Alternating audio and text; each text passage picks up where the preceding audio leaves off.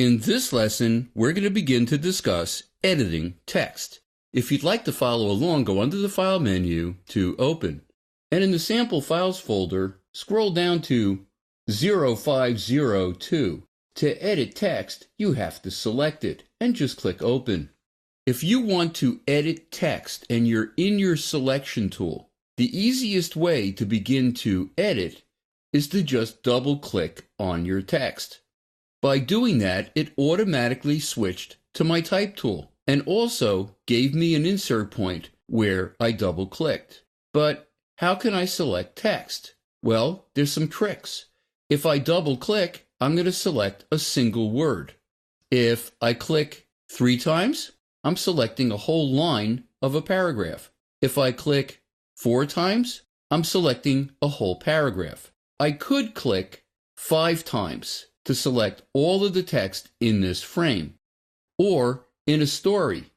A story is a frame and any frames that may be linked to it, so the text flows from one frame to the next. To select all of the text, I could click 5 times, but usually, by accident, I end up clicking 1 additional time, which deselects everything. So there is a better way to do this. On a Mac, hit Command-A. On a PC, hit Control-A to select all of your text. Let me just get an insert point by clicking once in my text. Is there a way to select text without clicking and dragging? I mean, I could do that, just click and drag. What if I wanted to select not just a paragraph, but more than one paragraph, but not all of my text? I'm going to click 4 times and not let go of my mouse and continue dragging downwards to select additional paragraphs.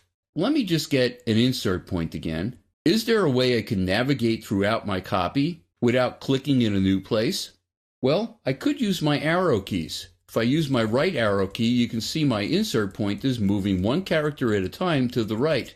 If I click my left arrow key, it's moving back 1 character at a time towards the left. Is there a way to select text using your arrow keys? Hold down your Shift key and click your right arrow to select 1 additional character at a time going towards the right. If I don't let go of my Shift key and now click the left arrow, I'm deselecting that same text. If I let go of my Shift key and then hold it down again and click my left arrow, I'm adding text going back towards the left 1 character at a time. And if I don't let go of my Shift key and click my right arrow, I'm deselecting that same text. Why don't we scroll down to the second page in this story? And you can see that there is a little bit of additional text on a second page. Let me scroll down a little bit further.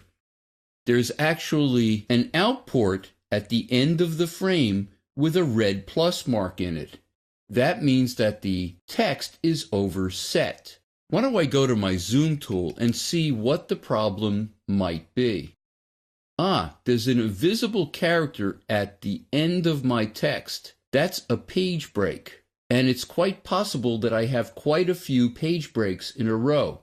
It's actually not all that uncommon that somebody leans on their keyboard by accident to add page breaks. Why is that common? Most people are right-handed, and the lower right-hand key on your keyboard in an extended keyboard is an Enter key, which is what you would press to do page breaks. Is there a quick way I can get rid of them? Who knows how many I have? How long was I leaning on my keyboard?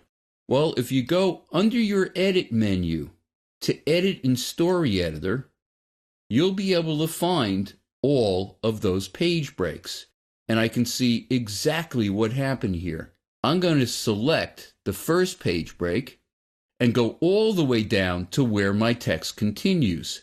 Now, I'm just going to hit Delete. Looks like I'm missing a period, so I'm going to type a period and a space. And you can see it actually added that in the layout itself. Let me close my story editor and see exactly what's happening in that output down the bottom. Go down the bottom of my page, and I'm just going to scroll over until I can find that outport. And you can see there is no longer overset text. There is no plus mark in the output. We're going to continue to discuss editing of text in the next lesson.